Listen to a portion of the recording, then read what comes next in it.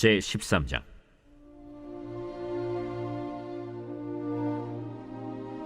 보라, 그때 하나님의 사람이 여호와의 말씀으로 말미암아 유다에서부터 베델에 이르니 마침 여로보암이 제단 곁에 서서 분향하는지라. 하나님의 사람이 제단을 향하여 여호와의 말씀으로 외쳐 이르되, 제단아, 제단아, 여호와께서 이와 같이 말씀하시기를 다윗의 집에 요시아라 이름하는 아들을 낳으리니 그가 내 위에 분향하는 산당 제사장을 내 위에서 제물로 바칠 것이요 또 사람의 뼈를 내 위에서 사르리라 하셨느니라 하고 그날에 그가 징조를 들어 이르되, 이는 여호와께서 말씀하신 징조라.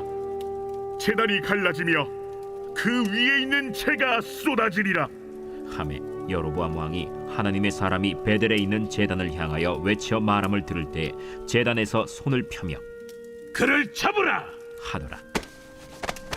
그를 향하여 편 손이 말라 다시 거두지 못하며 하나님의 사람이 여호와의 말씀으로 보인 징조대로 제단이 갈라지며 재가 제단에서 쏟아질지라. 왕이 하나님의 사람에게 말하여 이르되, 청하건대 너는 나를 위하여 내 하나님 여호와께 은혜를 구하여 내 손이 다시 성하게 기도하라. 하나님의 사람이 여호와께 은혜를 구하니 왕의 손이 다시 성하도록 전과 같이 되니라. 왕이 하나님의 사람에게 이르되, 나와 함께 집에 가서 쉬라. 내가 네게 예물을 주리라. 왕께서 왕의 집 절반을 내게 준다 할지라도 나는 왕과 함께 들어가지도 아니하고 이곳에서는 떡도 먹지 아니하고 물도 마시지 아니하리니 이는 곧 여호와의 말씀이 내게 명령하여 이르시기를 떡도 먹지 말며 물도 마시지 말고 왔던 길로 되돌아가지 말라 하셨음이니이다. 이에 다른 길로 가고 자기가 베델에 오던 길로 되돌아가지도 아니하니라. 할렐루야. 오늘 10월 6일 금요일 오늘 아침 묵상 말씀은 열왕기상 13장 말씀입니다.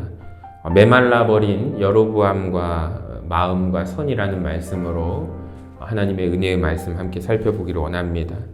오늘 본문 말씀은 여로보암이 만든 베델의 산당 제단에서 분향하는 순간에 하나님의 심판의 말씀이 선포되는 장면이 기록되어 있습니다. 이 상황 가운데 여로보암의 손이 마르게 되었다가 다시 회복하는 기적도 기록되어 있는데요. 여러분, 이 모든 일은 하나님의 뜻 가운데 이루어지고 있지만 여로보암은 하나님의 뜻에 순종하기를 거부하고 있습니다. 첫 번째로 말라버린 여로보암의 마음을 볼 수가 있습니다. 여러분, 여로보암은 자기 뜻대로 왕이 된 사람이 아닙니다. 하나님께서 그를 북이스라엘의 왕으로 세워주십니다.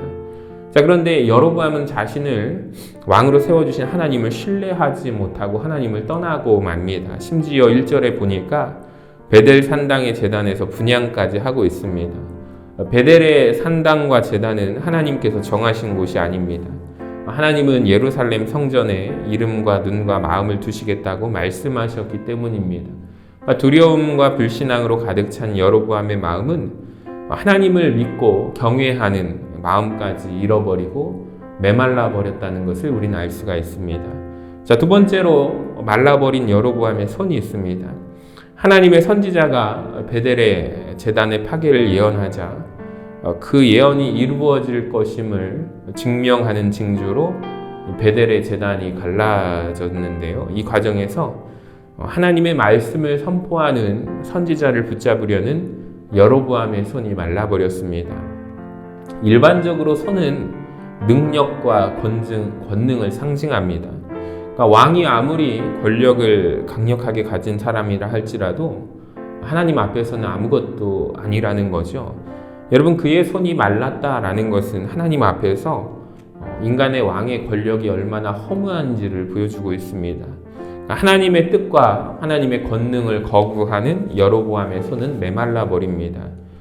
하나님을 경외하지 않으므로 여로보암의 마음은 메말랐고 또 하나님의 말씀을 거부함으로 여로보암의 손이 메말라 버립니다.